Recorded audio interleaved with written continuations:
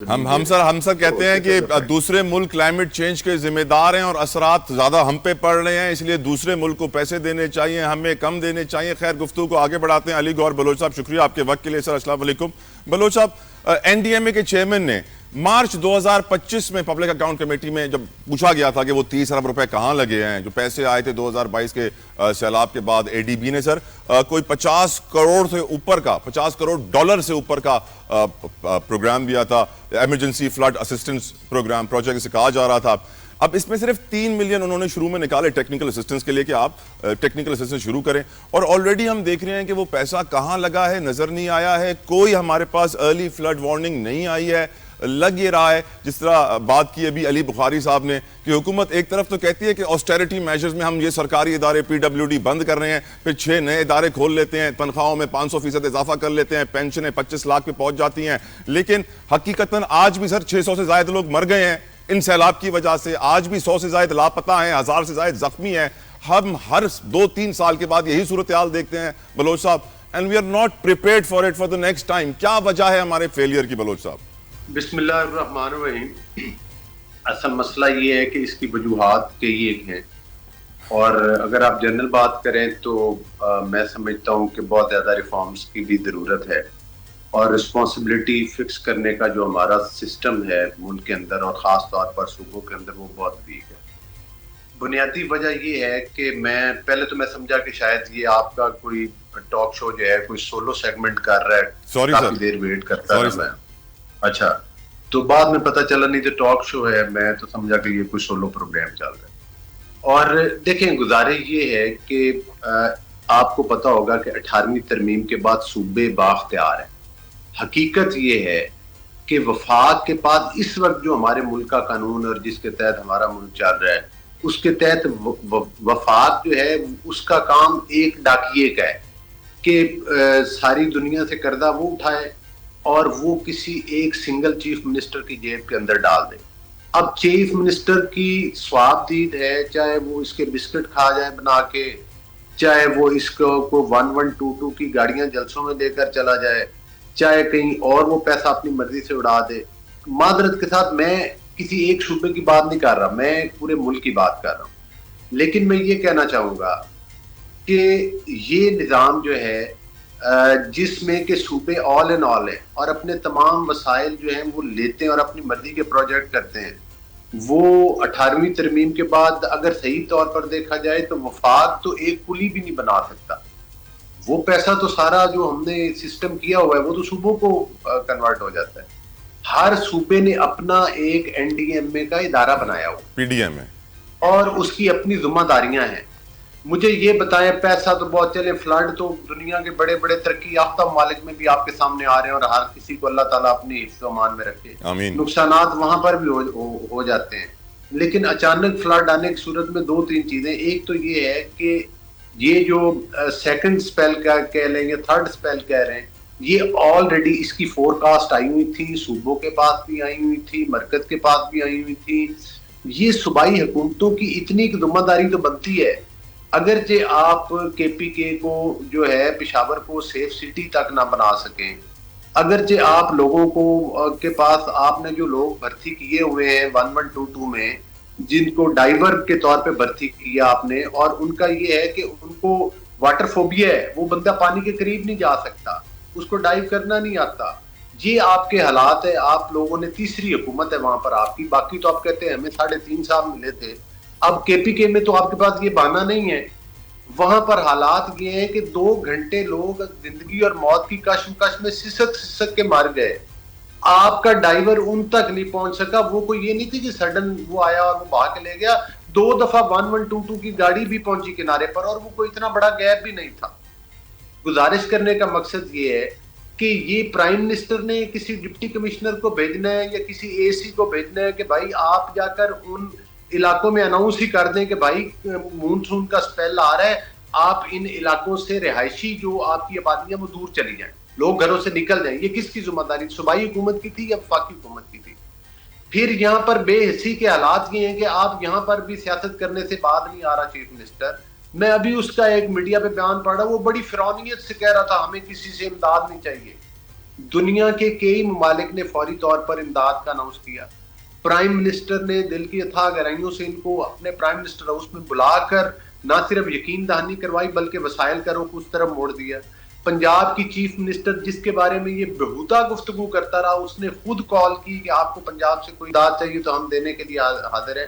اور یہ فرعون جو صرف اپنی پوری جو یہ اپنی تخیلاتی دنیا ایک پاپولر بیانیے کے اوپر مطلب ہے کہ استوار کر کے گھومتے ہیں کہ ہم تو بہت پاپولر ہیں, چونکہ ان کو پتہ ہے کہ یہ نہ جواب دہ ہیں, نہ انہوں نے کچھ کرنا ہے. پیسے شیسے جو آتے ہیں وہ بسکٹوں میں چلے جاتے ہیں.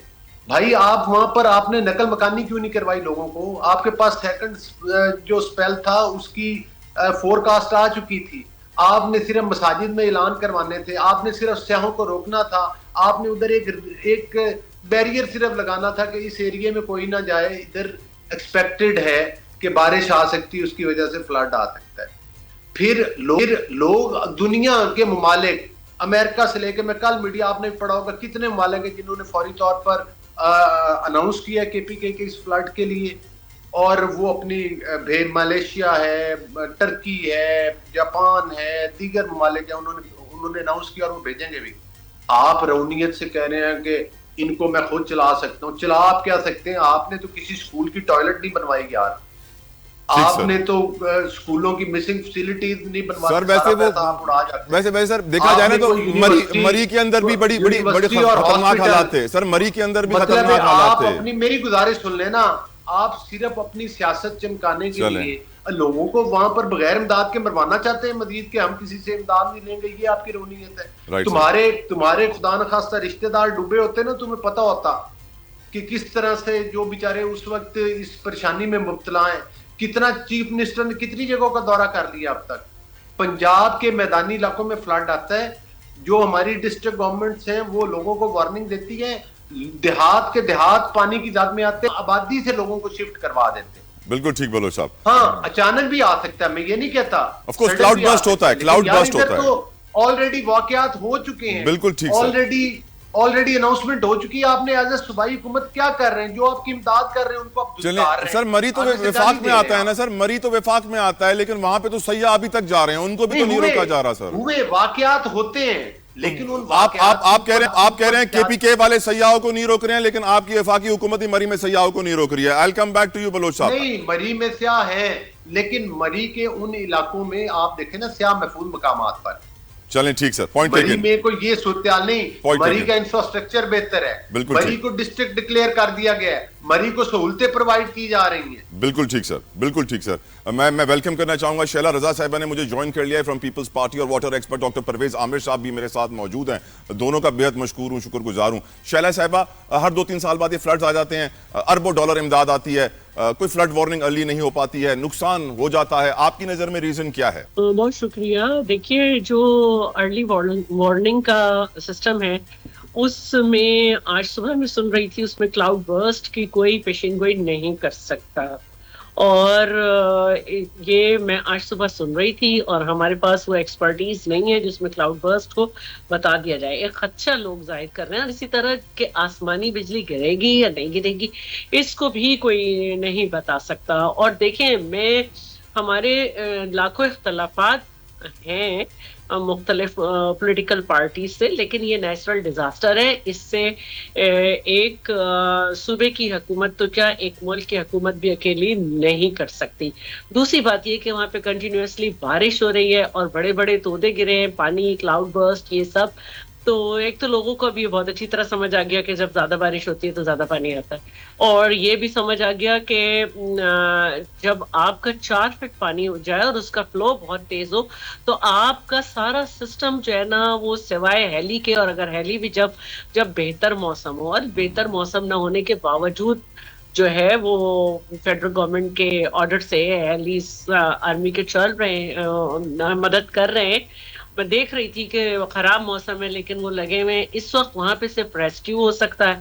ہماری قوم جو ہے, چاہے وہ دیہی سندھ کی ہو چاہے کہیں کی بھی ہو, ان کو جتنا بھی کہا جائے کہ بھئی آپ ذرا جگہ چھوڑ دیں, 10 دن کے لیے چلے جائیں, 12 دن کے لیے چلے جائیں, وہ یہ نہیں کرتے. ان کے لائیو اسٹاک ہوتے ہیں, ان کی اور چیزیں ہوتی ہیں, وہ نہیں چھوڑتے, اور وہ ایک ریزن دیتے ہیں کہ ہم برسوں سے یہاں رہ رہے ہیں, ہمیں موسم کا پتہ ہے. ایسا نہیں ہوگا. ہم 2010 سے سندھ میں اس کو فیس کیا, ایک دفعہ سپر فلڈ سے, پھر سپر رین سے, اور ابھی 3 سال پہلے بھی. تو آپ لوگوں کو اس طرح نہیں کر سکتے.